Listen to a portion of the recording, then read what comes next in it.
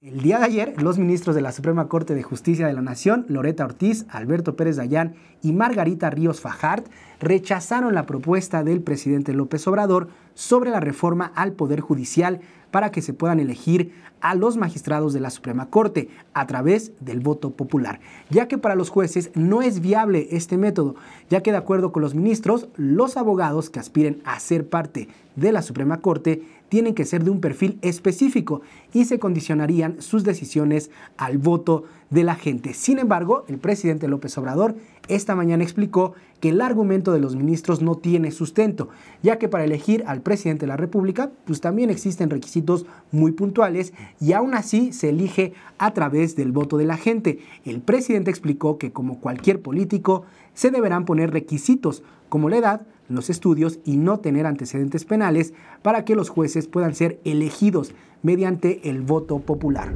¿Cómo no se va a poder elegir a jueces, a magistrados y a ministros?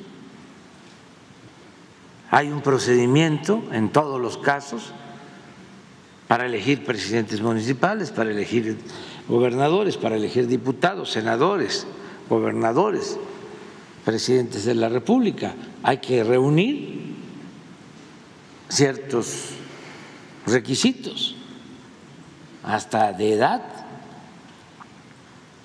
desde luego no tener antecedentes penales y otros requisitos. Pues es lo mismo, se establecen los requisitos, ¿no? Tiene que tener como profesión la abogacía, tiene que tener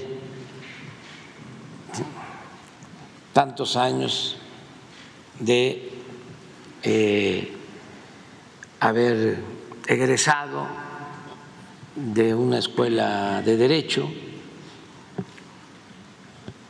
tiene que haber demostrado en su trabajo en el sector privado, en el sector público, haberse desempeñado con honestidad, tener experiencia en cuanto a la impartición de justicia. El mandatario señaló que los ministros tienen derecho a externar su punto de vista sobre la elección de los titulares del Poder Judicial, pero mencionó que les cuesta mucho a ciertos sectores de la sociedad entender que el pueblo es el soberano, el que manda, y que no puede haber un sistema político dominado por una élite. Y también aquí es otro de los cambios de mentalidad que ha propuesto la Cuarta Transformación, el hecho de que la política no solamente la hacen los políticos, la podemos hacer todos y cada uno de nosotros al participar en la elección ya sea de ministros del Poder Judicial o consejeros del Instituto Electoral Nacional. Tenemos la capacidad para entender cuál es el perfil, cuál es pues el mejor perfil para elegirlos, y lo que tratan de decirnos es que la sociedad no tiene esa capacidad y por eso debe seguir siendo una elección de una élite política. Y a propósito del Poder Judicial, el ministro de la Suprema Corte de Justicia de la Nación, Alberto Pérez Dayán, planteó durante su participación en la Feria Internacional del Libro de Guadalajara que los senadores que no acaten a las resoluciones del Poder Judicial se impulse respecto a la designación de comisionados para el Instituto Nacional de Acceso a la Información deberían de ser destituidos de sus funciones.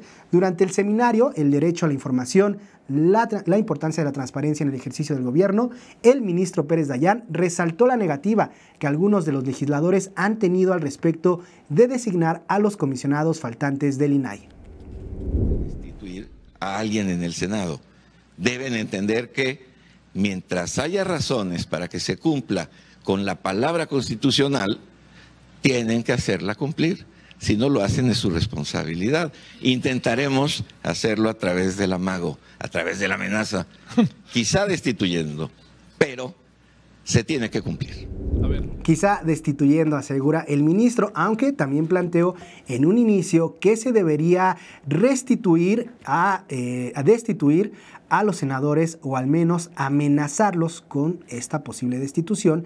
Al final de su participación apuntó que debería de destituir al presidente del Congreso o por lo menos al presidente de una Cámara.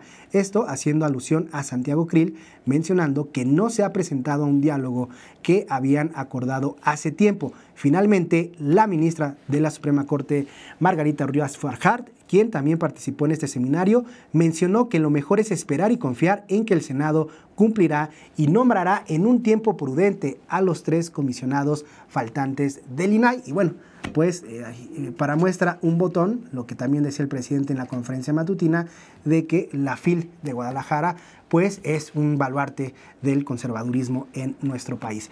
SPR Informa. Tus causas son noticias. SPR Informa.